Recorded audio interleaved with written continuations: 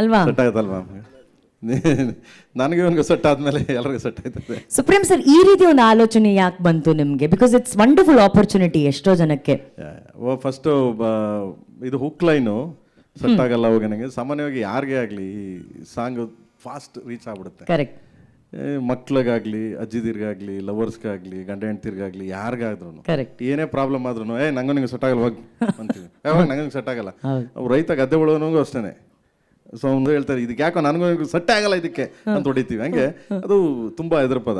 So ಅದು ತುಂಬಾ ವಾಡಿಕೆ ಪದ ಆಗಿರೋದ್ರಿಂದ ಸರಿ ಹಂಗೆ ಮಾಡೋಣ ಅಂದ್ಬಿಟ್ಟು ಅದನ್ನ ಮಾಡಿ, ಅದು ಹುಕ್ ಸ್ಟೆಪ್ ನಾವು ಅದನ್ನ ತಗೊಂಡ್ರೆ ಅದನ್ನ ನನ್ನ ಸಿನಿಮಾದಲ್ಲಿ ಈ ಹುಕ್ ಸ್ಟೆಪ್ ನ ಅಳವಡಿಸ್ತೀನಿ. ಮತ್ತೆ ಅದಕ್ಕೊಂದು ಸ್ಟೇಜ್ ಕ್ರಿಯೇಟ್ ಮಾಡಿ ಇದನ್ನ ನಾವು ಯೂಸ್ ಮಾಡಿದೀವಿ ಅಂತ ಅವ್ರಿಗೆ ನಾವು ಆನರ್ ಮಾಡ್ತೀವಿ ಖಂಡಿತವಾಗ್ಲು. ಅದು ಪ್ರತಿಯೊಬ್ಬರಿಗೂ ಇದಾಗ್ಲಿ, ಹೊಸ ಪ್ರತಿಭೆಗಳು ಹುಟ್ಟುಕಲಿ.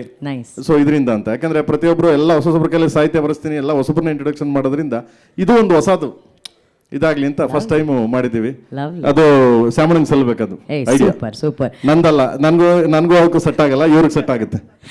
ಆದ್ರೆ ಇದು ವಂಡರ್ಫುಲ್ ಕಾನ್ಸೆಪ್ಟ್. ಯಾಕಂದ್ರೆ ಇಲ್ಲಿವರೆಗೂ ಹೀರೋ ಹೀರೋಯಿನ್ ಏನ್ ಸ್ಟೆಪ್ ಹಾಕ್ತಿದ್ರು ಅದೇ ಸ್ಟೆಪ್ ನ ನೀವೆಲ್ಲ ಹಾಕ್ತಿದ್ರಿ. ಆದ್ರೆ ಈ ಬಾರಿ ಚೇಂಜ್ ಇರುತ್ತೆ.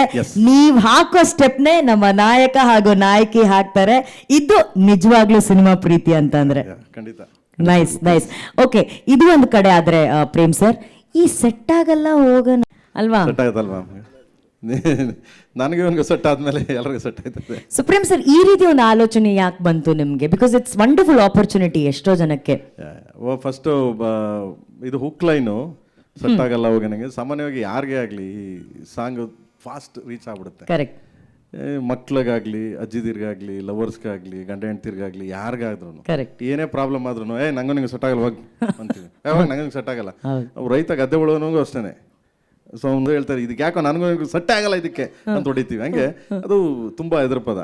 ಸೊ ಅದು ತುಂಬಾ ವಾಡಿಕೆ ಪದ ಆಗಿರೋದ್ರಿಂದ ಸರಿ ಹಂಗೆ ಮಾಡೋಣ ಅಂದ್ಬಿಟ್ಟು ಅದನ್ನ ಮಾಡಿದೀವಿ. ಸೊ ಯಾರೇ ಮಾಡಿದ್ರು ಅದು ಹುಕ್ ಸ್ಟೆಪ್ ನಾವು ಅದನ್ನ ತಗೊಂಡ್ರೆ ಅದನ್ನ ನನ್ನ ಸಿನಿಮಾದಲ್ಲಿ ಈ ಹುಕ್ ಸ್ಟೆಪ್ ನ ಅಳವಡಿಸ್ತೀನಿ. ಮತ್ತೆ ಅದಕ್ಕೊಂದು ಸ್ಟೇಜ್ ಕ್ರಿಯೇಟ್ ಮಾಡಿ ಇದನ್ನ ನಾವು ಯೂಸ್ ಮಾಡಿದೀವಿ ಅಂತ ಅವ್ರಿಗೆ ನಾವು ಆನರ್ ಮಾಡ್ತೀವಿ ಖಂಡಿತವಾಗ್ಲು. ಅದು ಪ್ರತಿಯೊಬ್ಬರಿಗೂ ಇದಾಗ್ಲಿ, ಹೊಸ ಪ್ರತಿಭೆಗಳು ಹುಟ್ಟುಕಲಿ.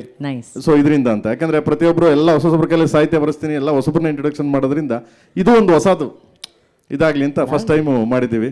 ಅದು ಸ್ಯಾಮಣಂಗ್ ಸಲ್ಬೇಕದು ಐಡಿಯಾ. ಸೂಪರ್. ನಂದಲ್ಲ, ನನ್ಗೂ ಅವಕ್ಕೂ ಸೆಟ್ ಆಗಲ್ಲ, ಇವ್ರಿಗೆ ಸೆಟ್ ಆಗುತ್ತೆ.